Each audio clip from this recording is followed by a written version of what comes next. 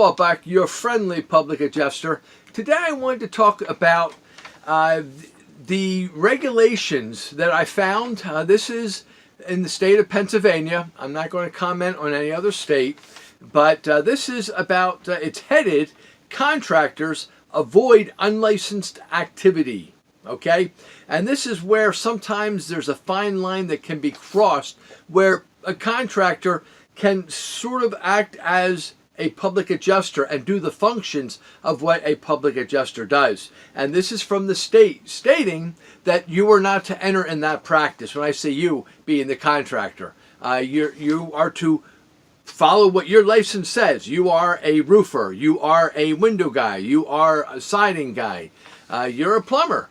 So do those things. Don't get involved with what a public adjuster does. His license says he can do these other things. Your license doesn't. And you as a homeowner, make sure that you're not getting involved with one of these folks, because the simple fact is that when they do that, they really don't know what the policy is. They don't know how to interpret the policy properly. And even though it may look as if that they're saving you money somehow, the end result is you may be getting shortchanged with the fact that a public adjuster can get more money because your policy has certain limits and has certain different clauses that say that when this happens, you should be able to be compensated for this. You need to be made whole for the damage that happened over here. The contractor doesn't know those things. And it's not his fault. He's not trained to know those things. That's not his job. So try to help keep him on the straight and narrow. And not all contractors do this by any means. You know, I want to make that clear right now. So you contractors that you want to get all upset that I'm bad-mouthing you, I'm only bad-mouthing the ones that do this type of practice. Because here it is. It says that it's illegal for you to do it. You do a great job doing whatever profession you do. But when it comes to adjusting a claim, you should stay out of it. That's not yours. Just like I have no intention of going up on a roof and putting a tarp on, or any intention of going and fixing a leak, changing a hot water tank. That's your job. You stay in your realm, I'll stay in mine. And we both get to work together, which helps the homeowner, and everybody benefits from it.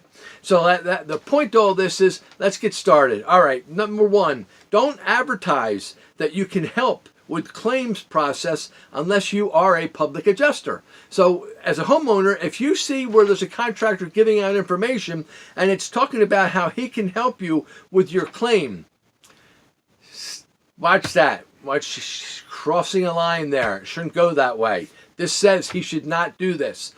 Here's number two. Don't interpret an insurance policy unless you are a public adjuster. Just got to finish saying that. The contractor is not to be able to interpret and tell you what your policy can do and what it doesn't do. That's what a public adjuster does. The contractor can say, I can go and fix this, this, and this. It's going to cost X amount. Do you want me to do it or not? How you get your funds is not my business, Mr. Homeowner. Well, how you get the funds is let a public adjuster help you get those funds. Number three. Well, that's three. Don't negotiate with an insurance company. You need to be licensed to negotiate on behalf of a policyholder. Pretty straightforward. I know a lot of contractors, roofing contractors, that will say, oh, look, I'll take whatever the insurance company is going to pay. Let me talk to them. I'll work it out. And that's wrong. They should not be talking to the insurance company. They have no. The only thing where they would interact with the insurance company is if the insurance company says, "Well, get an estimate so we know what the damage is." He can submit this report, and you can hand that to him. I guess he can talk to the adjuster on that for that and speak about the condition of the roof. Absolutely, that's his forte. That's his strong point. But as far as negotiating back and forth, well, I can accept this. Well, how about, will you pay for this? What do you think if we do that? When he starts doing those things, he's crossing the line. The state says not to do this. Number four, don't advertise that you can get someone more money from an insurance company. If you cannot negotiate, you cannot claim that you can get someone a better settlement. Well, you can't negotiate because that was what number three said, don't negotiate. So again, don't allow that contractor to go on behalf of you. That's not his job. He does not have the expertise and know-how to do this. He can be, you can have a seasoned guy that's been doing this for a very long time, and I'm not saying that he's not familiar with certain things, but time and time again, going through the policy here he's not going to know the ins and outs of it.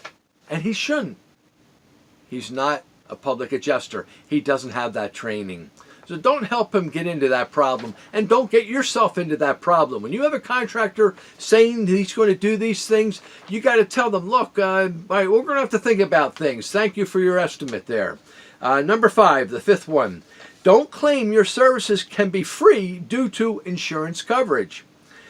The services you provide and the coverage provided by the insurance company should not be linked. You're two separate entities. You're performing two different functions. You, as a contractor, are coming to the home after there's been damage. They've suffered a loss. You're to take a look, make an estimate, and say, this is what I can do for you for X amount of dollars. The insurance company says, okay, we see that there's damage. This is what we want to pay you. Not what you should be paid. You hear what I said? What we want to pay you on this thing, or what we're going to pay you, instead of really what the policy says. Point is, two entirely different entities. Where do we leave off here? The services you provide and the coverage provided by the insurance company should not be linked. It implies that you have a relationship with the insurance company. And roofers normally do not have relationships. Now, there are some insurance companies that do work with a roofer, say, look, would you go out on our behalf, go up in that roof, make an assessment of what the damage is, and give us your findings. That's fine. That happens all the time. But when that contractor, that roofer, and I'm not trying to pick on just roofers. That was so easy to say.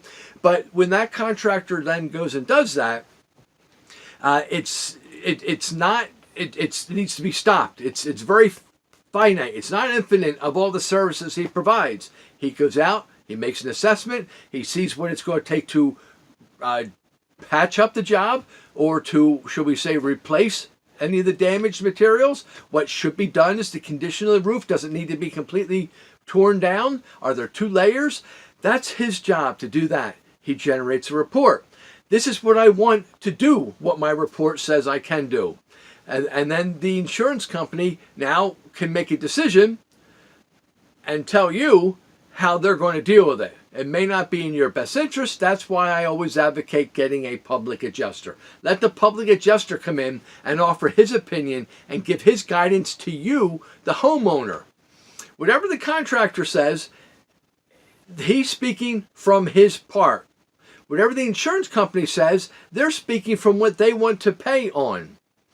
What the public adjuster is looking at what damage took place and what is it going to take to complete and to reverse that damage. And what do we say? To restore it back to pre-loss conditions. That's what our objective is. We need to take whatever your loss was and to restore you back to pre-loss condition. That's what a public adjuster does. And at the end of the service, when we're finished, when the insurance company cuts a check, yes, there is a fee that comes out from that check for our services.